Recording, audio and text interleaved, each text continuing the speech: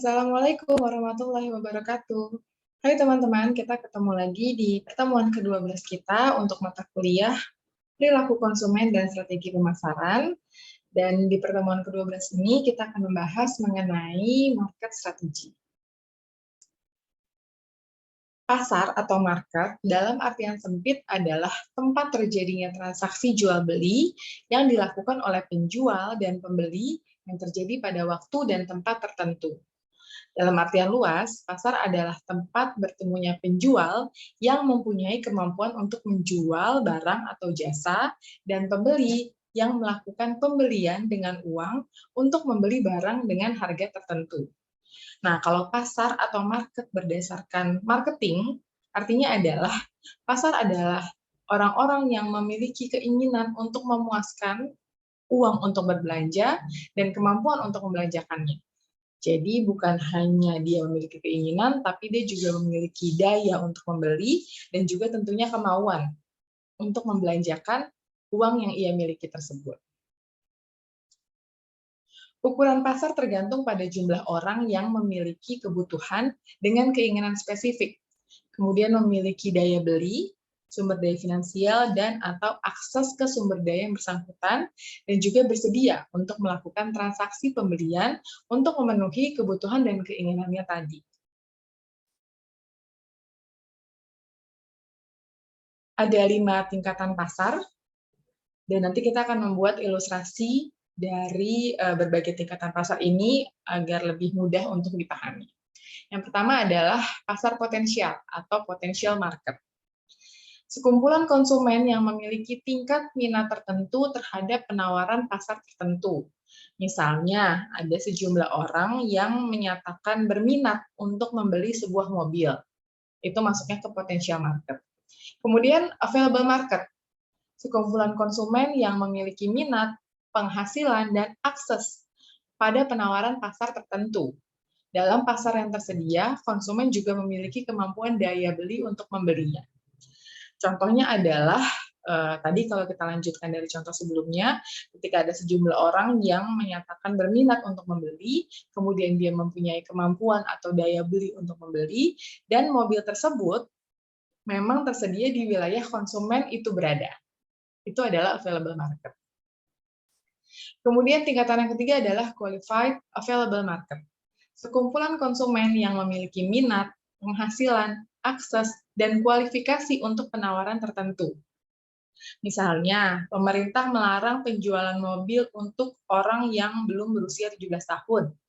Nah, jadi meskipun konsumen tersebut berminat, kemudian mempunyai daya beli, tapi belum berusia 17 tahun, maka ia bukan termasuk ke dalam qualified available market. Tingkatan yang keempat adalah serve market atau target market. Bagian dari qualified available market yang ingin dimasuki perusahaan. Misalnya produsen produk yang memusatkan pemasaran di daerah tertentu. Jadi kalau kita lanjut ke ilustrasi yang tadi, berarti produsen mobil yang memutuskan untuk memusatkan perhatian pemasaran dan distribusinya di Jakarta. Maka Jakarta itu sudah menjadi target market atau soft market-nya. Kemudian tingkatan kelima adalah penetrated market. Ini sekumpulan konsumen yang benar-benar telah membeli produk. Jadi mereka, sejumlah orang tadi yang sungguh-sungguh membeli mobil dari produsen tersebut. Itu adalah penetrated market. Pemahaman angka tingkatan pasar sangat bermanfaat bagi perencanaan pemasaran. Jika perusahaan tidak puas dengan penjualan saat ini, maka dia dapat mencoba menarik persentase pembelian dari pasar yang dilayani ke yang lebih besar. Kemudian dia juga bisa memperluas pasar yang tersedia dengan membuka distribusi pada wilayah lain, atau mungkin dari sisi harga dia bisa menurunkan harga. Nah, selain itu, ia juga dapat memperluas pasar potensialnya dengan mengiklankan produk pada konsumen yang semula tidak menaruh minat, kemudian ketika dilakukan pendekatan dengan menggunakan iklan, akhirnya akan berminat. Nah, ini ada 5 faktor yang menyebabkan setiap perusahaan itu sulit menjadikan atau mengoptimalkan semua potensi yang tersedia. Nah, kelima faktor tersebut adalah yang pertama awareness. Walaupun konsumen mengetahui keberadaan produk tertentu, namun belum tentu akan memahami nilai potensial produk yang bersangkutan jika belum dimengerti manfaat-manfaat spesifiknya. Jadi dalam tahap ini, konsumen hanya menyadari keberadaan produk tersebut tanpa sebenarnya mengetahui sebenarnya manfaat dari produk tersebut itu apa. Jadi dia hanya sadar, oh ada loh produk dari brand ini. Gitu. Kemudian yang kedua, ada availability. Permintaan pasar bakal terimbas secara negatif manakala pasokan atau ketersediaan produk mengalami hambatan, layanan pendukung tidak memadai, dan jejaring distribusi yang tidak efektif. Jadi walaupun konsumen sadar akan keberadaan produk tersebut, kemudian tahu tentang manfaat dari produk tersebut, tapi ketika ia ingin membeli dan stoknya nggak ada di pasaran, itu juga akan menjadi hambatan dalam mengoptimalisasikan potensi pasar. Kemudian yang ketiga, ability to use. Ekspansi pasar dipengaruhi pula oleh kemampuan konsumen potensial dalam menggunakan produk. Jadi, pastikan bahwa instruksi atau bagaimana cara menggunakannya itu ada di dalam kemasannya. Dan berikutnya ada benefit. Apabila manfaat real produk tidak menarik bagi konsumen potensial, maka amat sulit bagi perusahaan untuk mewujudkan potensi maksimum yang tersedia. Ketika kita meluncurkan suatu produk, pastikan bahwa produk tersebut memang bermanfaat atau ada manfaatnya yang bisa diambil oleh konsumennya. Karena kalau manfaat yang ditawarkan tidak menarik atau tidak dapat berdampak signifikan terhadap kehidupan orang tersebut, maka itu akan sulit untuk mewujudkan potensi maksimum dari pasar yang sudah ada.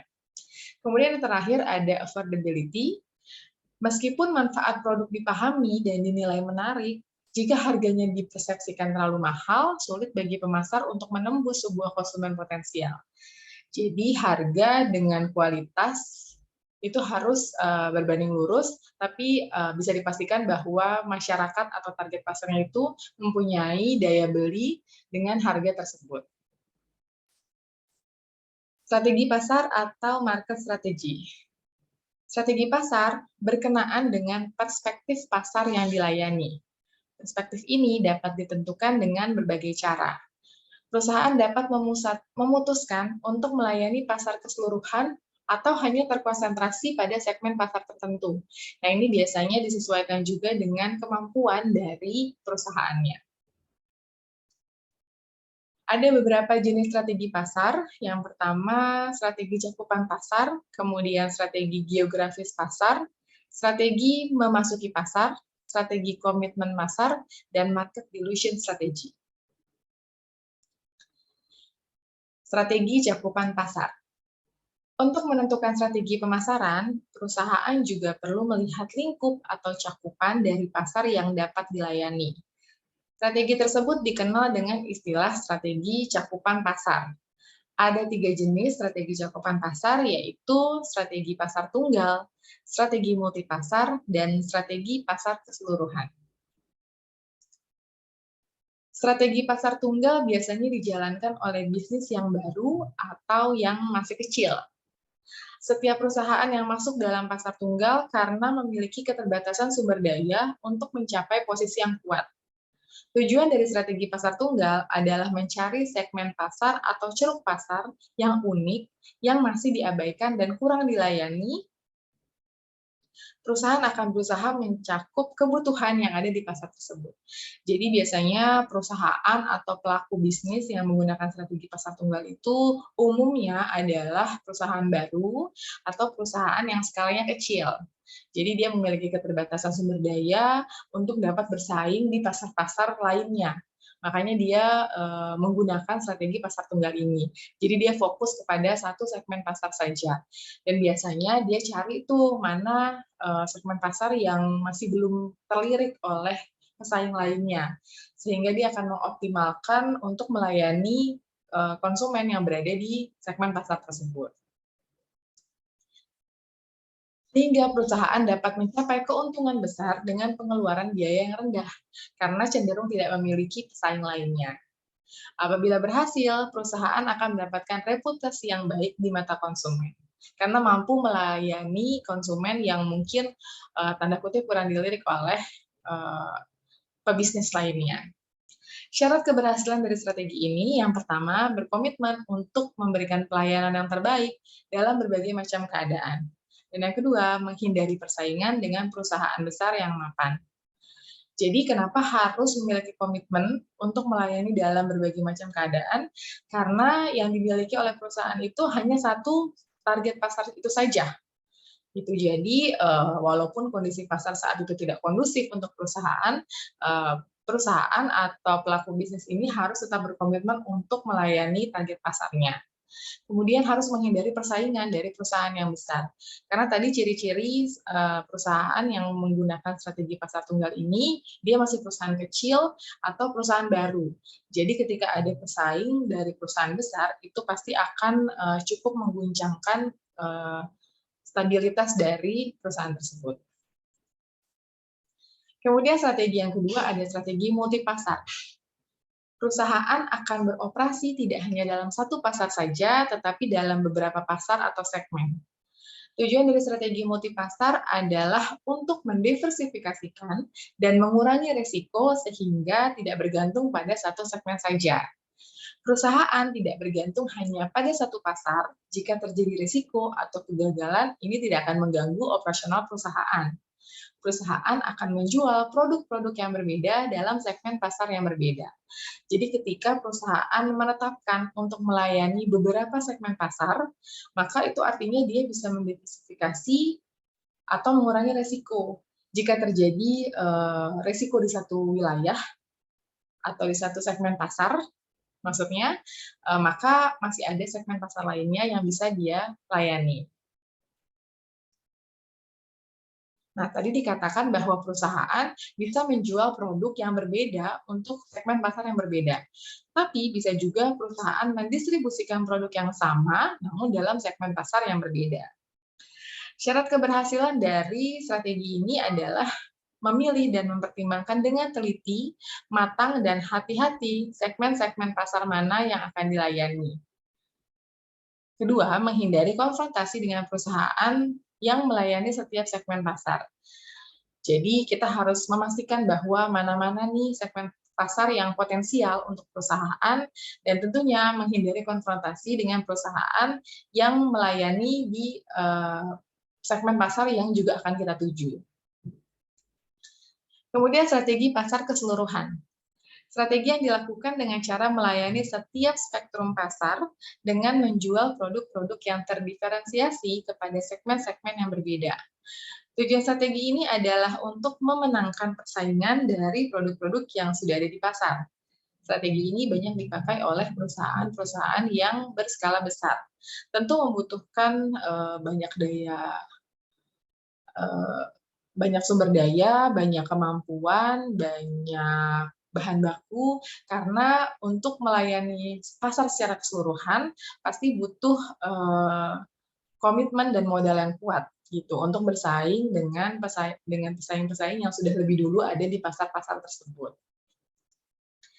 Nah, syarat keberhasilan dari strategi ini adalah yang pertama, perusahaan melakukan kombinasi yang berbeda-beda terhadap produk, promosi, harga, dan strategi distribusi pada setiap segmen pasar yang berlainan.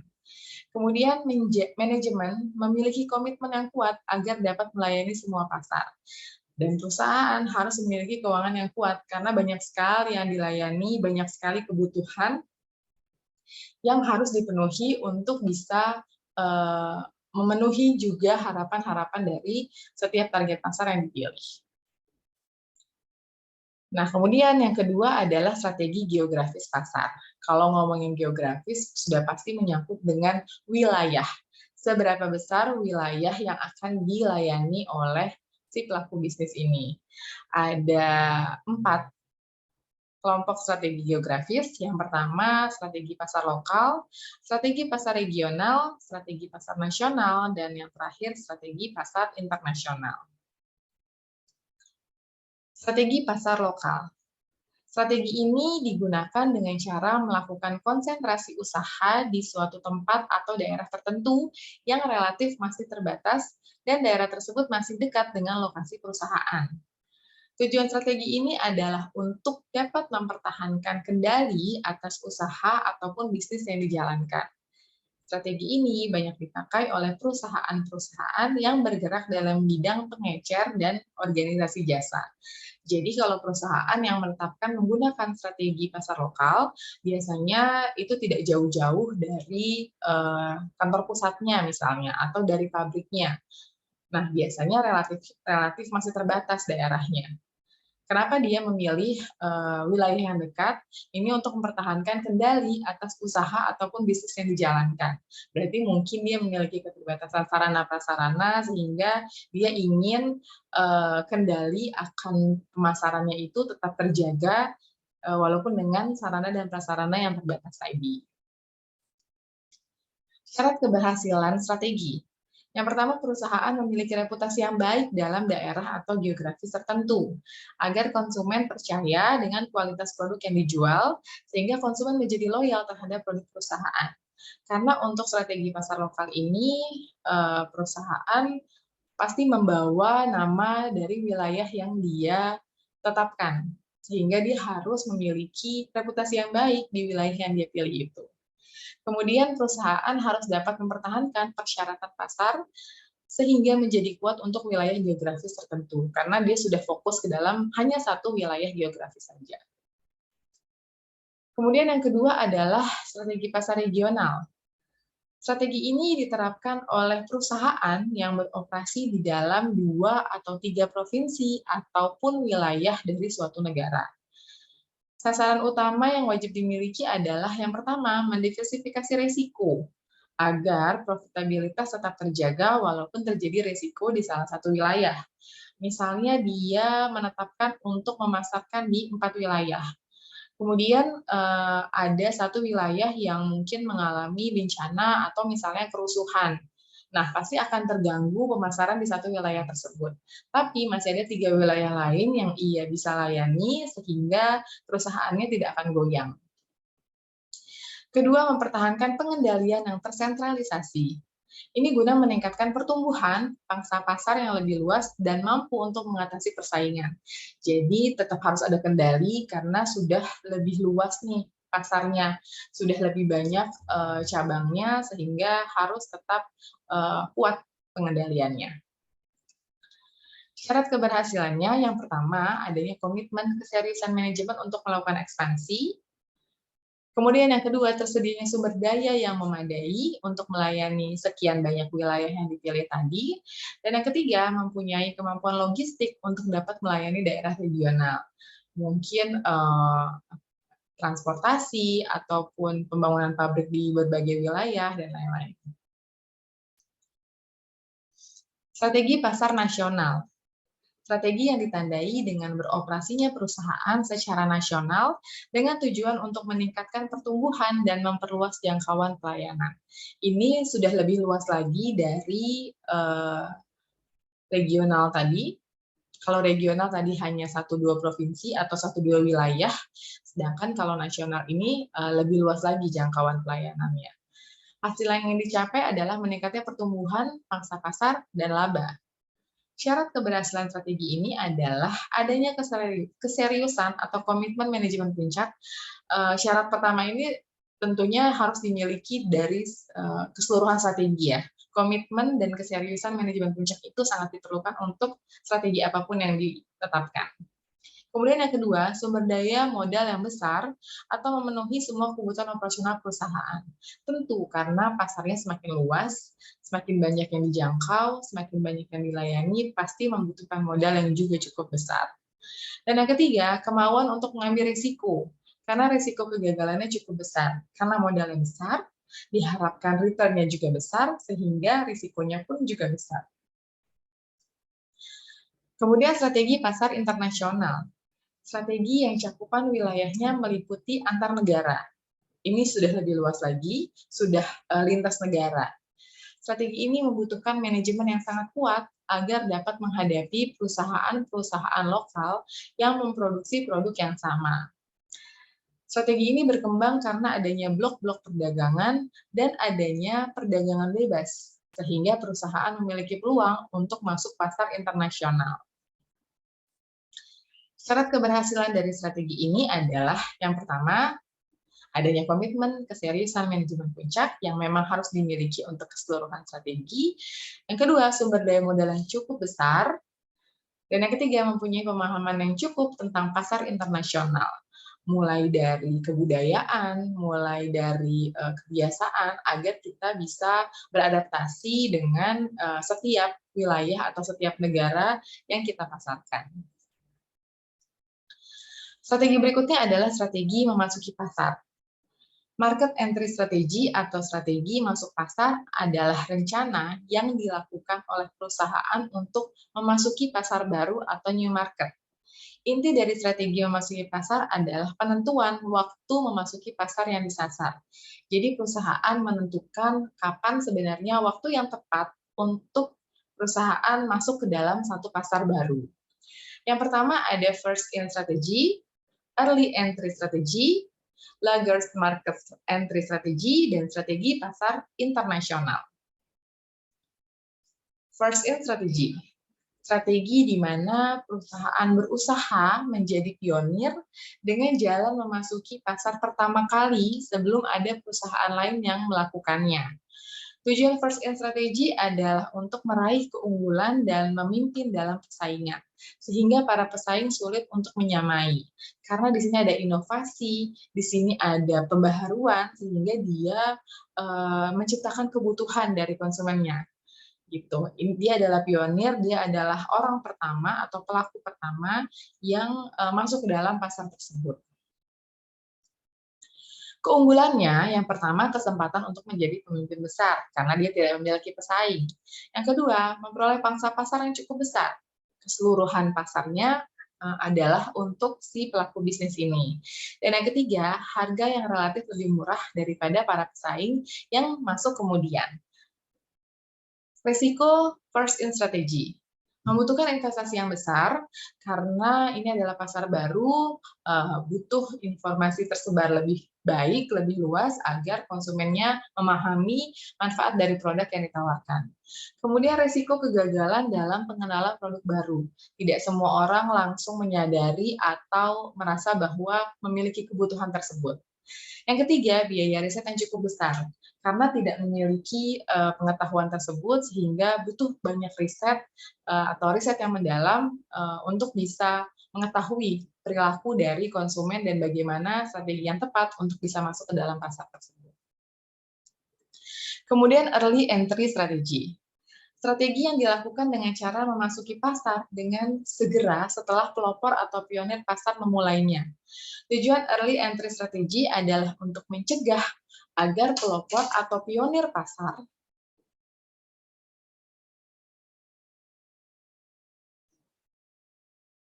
Saya ulangi lagi, tujuan early entry strategy adalah untuk mencegah agar pelopor atau pionir pasar dapat menciptakan posisi yang kuat di dalam pasar. Jadi ketika pionir itu masuk, maka pelaku early entry strategy ini langsung membuntuti agar si pionir ini belum sempat memiliki posisi yang kuat di dalam pasar. Syarat keberhasilan early entry strategy, yang pertama, perlu strategi pemasaran yang superior, karena sedang menyasar satu pesaing. Kemudian dibutuhkan sumber daya yang besar, dan komitmen yang kuat untuk menantang market leader yang sudah lebih dulu masuk ke dalam pasar tersebut. Kemudian yang ketiga, laggard market entry strategy. Strategi memasuki pasar dalam tahap pertumbuhan akhir atau dalam tahap kedewasaan dalam daur hidup produk. Kalau teman-teman ingat produk life cycle, itu pertama kan ada introduction, kemudian growth, kemudian maturity, dan decline. Nah, si pelaku laggard market entry strategy ini masuk pada saat tahapan growth akhir atau maturity awal. Jadi sedang berada di puncaknya. Nah, tujuan dari laggard market entry strategy ini adalah melayani kebutuhan pasar secara lebih baik daripada yang telah dilakukan oleh perusahaan-perusahaan yang sudah ada. Jadi dia mengawasi dulu, memperhatikan dulu apakah ada potensi untuk dirinya masuk ke dalam pasar tersebut. Model strategi laggard market entry strategy yang digunakan antara lain yang pertama imitator. imitator. Memasuki pasar dengan cara menjual produk imitasi atau tiruan. Tujuannya adalah untuk menjangkau bagian dari pasar yang tidak memiliki kesetiaan atau loyalitas terhadap merek tertentu. Karena dia sudah mengamati, dia membuat tiruan dari produk tersebut, tentunya dengan menawarkan manfaat yang sama, sehingga dia bisa menarik konsumen yang tidak loyal terhadap brand tersebut. Karena kan toh sama juga manfaatnya, gitu. Kemudian yang kedua, dengan initiator atau inisiator. Memasuki pasar dengan strategi pemasaran non-konvensional melalui kondisi status quo dan setelah mengembangkan berbagai pemikiran inovatif, lalu memasuki pasar dengan produk baru. Jadi hasil pengamatannya bukan untuk melakukan imitasi produk, tapi justru berinovasi dengan pembaharuan dari produk yang sudah ada. Peluang sukses bagi inisiator diperoleh melalui eksploitasi perubahan teknologi, menghindari persaingan langsung, atau mengubah struktur bisnis yang ada. Jadi dengan kesempatan yang ada, dia masuk ke dalam pasar tersebut dengan pembaharuan produk yang tentunya lebih sempurna dibandingkan dengan produk yang sudah beredar di pasaran. Strategi komitmen pasar. Strategi komitmen pasar adalah upaya keterlibatan perusahaan dalam mencari atau menargetkan segmen pasar yang memberikan feedback positif. Perusahaan harus membuat suatu komitmen yang berbeda-beda untuk setiap kelompok atau segmen konsumen yang berbeda. Komitmen dapat berupa kontribusi dari faktor sumber daya keuangan dan atau manajerial perusahaan. Jadi, ya komitmen ya teman-teman, upaya keterlibatan perusahaan yang tujuannya untuk agar segmen pasarnya itu memberikan feedback positif terhadap perusahaan. Ada 3, yang pertama strong commitment strategy, average commitment strategy, dan light commitment strategy. Ini berdasarkan seberapa besar komitmen yang ada. Kalau strong commitment strategi, ini strategi yang dilaksanakan oleh perusahaan dengan menitikberatkan pada perencanaan operasinya di dalam pasar secara optimal melalui pencapaian skala ekonomi dalam promosi, distribusi, pemanufakturan, dan lain-lain. Strategi ini berusaha mengatasi tantangan secara agresif dengan melaksanakan strategi yang berbeda di dalam produk, harga, promosi, dan distribusi. Tujuannya adalah untuk mempertahankan posisi dengan segenap kemampuan yang dimiliki. Karena dia punya strong commitment strategi, jadi dia berupaya semaksimal mungkin, seoptimal mungkin dengan segenap kemampuan yang ia miliki. Syaratnya adalah yang pertama, perusahaan mampu beroperasi secara optimal dengan merealisasikan skala ekonomis dalam promosi, distribusi, dan manufakturan. Kemudian perusahaan tidak cepat puas dengan situasi atau posisi yang telah dicapai saat ini, karena dia selalu ingin bertumbuh. Dan dia tentunya harus memiliki sumber daya yang memadai untuk bisa melakukan segala upaya yang ia miliki, dan keinginan dan kemampuan untuk mengambil segala risiko yang akan terjadi. Yang kedua tadi average commitment strategy. Strategi komitmen pasar moderat adalah strategi yang digunakan perusahaan ketika berada di posisi yang stabil di pasar dan harus menekankan komitmen terhadap pemeliharaan status quo. Jadi dia hanya berusaha agar pasarnya stabil, tidak berubah. Strategi ini dipilih disebabkan oleh perusahaan kekurangan sumber daya untuk merealisasikan strategi komitmen pasar yang kuat. Jadi dia nggak memiliki cukup sumber daya untuk bisa menjadi lebih strong komitmen. Kemudian adanya perbedaan dengan orientasi nilai dari manajemen puncak. Jadi dari internalnya aja sudah ada conflict of interest. Yang ketiga, ada suatu pangsa pasar yang mungkin bukan merupakan target utama khususnya bagi perusahaan yang terdiversifikasi. Jadi ternyata ada peluang di satu pasar yang sebenarnya bukan target utama nih, tapi ada peluang di situ. Syarat keberhasilan average commitment strategy, perusahaan harus mampu menjaga kepuasan konsumen dengan menyediakan apa yang konsumen butuhkan, sehingga mereka tidak mudah beralih ke pesaing. Hasil yang diharapkan dari strategi ini adalah profitabilitas yang memadai dan penerimaan pasar secara penuh atau acceptable. Jadi karena tadi dia hanya ingin pasarnya stabil, tidak ada perubahan dari kondisi yang ada saat ini, maka dia hanya ingin menjaga kepuasan konsumen dengan menyediakan apa yang dibutuhkan oleh konsumen. Tujuannya agar konsumennya tidak beralih ke pesaing lainnya. Walaupun dia tidak menggunakan strategi yang optimal, tapi dia ingin menjaga kestabilan yang sudah ia miliki. Kemudian yang ketiga adalah light commitment strategy. Strategi komitmen ringan adalah strategi yang digunakan oleh perusahaan yang memiliki komitmen kecil terhadap pasar. Perusahaan akan beroperasi secara pasif dan tidak melakukan gerakan baru terhadap pasar. Perusahaan akan tetap beroperasi selama dapat menghasilkan profit dan perubahan yang dilakukan tidak signifikan dalam perspektif pemasarannya. Jadi ya pasif-pasif aja antara ada dan tiada, tapi sebenarnya mereka mempertahankan pasarnya karena masih menghasilkan profit. Strategi ini dipilih disebabkan oleh pasarnya stagnan. Potensi pasarnya terbatas, pasar banyak diisi perusahaan besar, dan menghindari antitrust, hilangnya kepercayaan pelanggan terhadap perusahaan. Jadi dia mau berusaha lebih pun susah. Ya karena tadi pasarnya stagnan, potensi pasar terbatas, kemudian pesaingnya adalah perusahaan-perusahaan besar yang mungkin sulit untuk disaingi, dan ini dilakukan untuk menghindari antitrust, jadi pelanggan tetap percaya terhadap perusahaan tersebut. Nah, syarat keberhasilan dari light commitment strategy, perusahaan perlu berusaha mempertahankan pertumbuhan, laba, atau pangsa pasar yang sudah dimiliki. Walaupun mungkin tidak signifikan, tapi perusahaan perlu untuk mempertahankan hal-hal tersebut. Kemudian strategi yang terakhir adalah market dilution strategy. Strategi yang digunakan saat perusahaan memandang bahwa manfaat keseluruhan yang diperolehnya dari pasar tertentu, baik saat ini maupun manfaat potensial, ini jauh lebih kecil daripada manfaat yang dapat diperoleh dari pasar lainnya.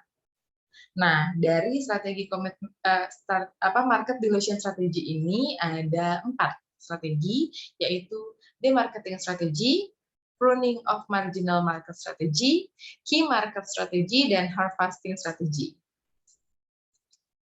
Yang pertama, demarketing strategy. Strategi demarketing merupakan kebalikan dari strategi pemasaran.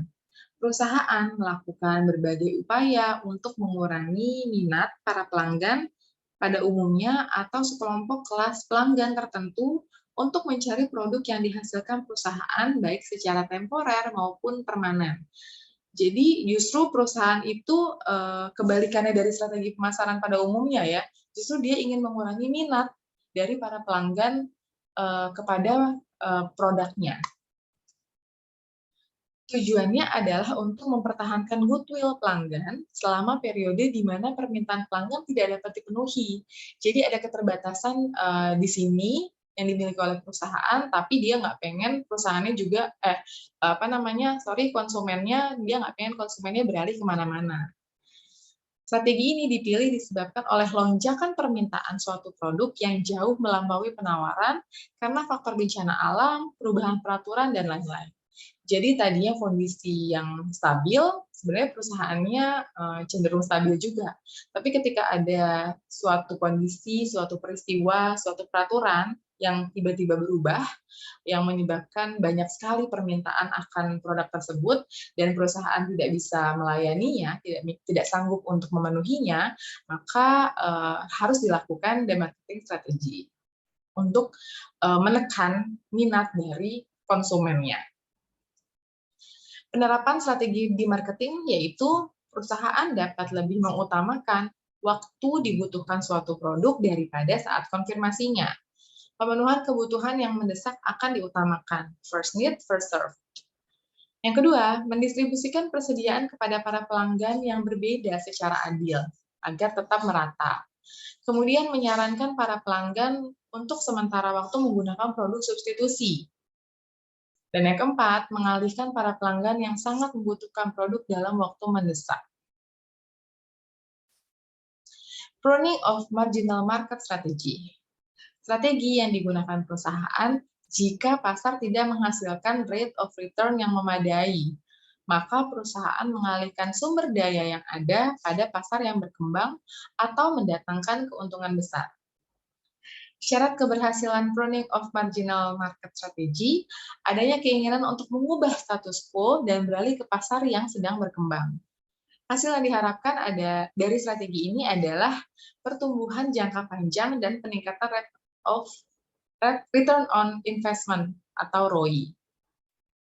Jadi ketika ternyata rate of return yang sebelumnya tidak memadai, tidak menghasilkan lebih optimal, maka perusahaan ini merasa sayang sumber dayanya yang sudah dilakukan, tapi return-nya tidak sesuai dengan harapan.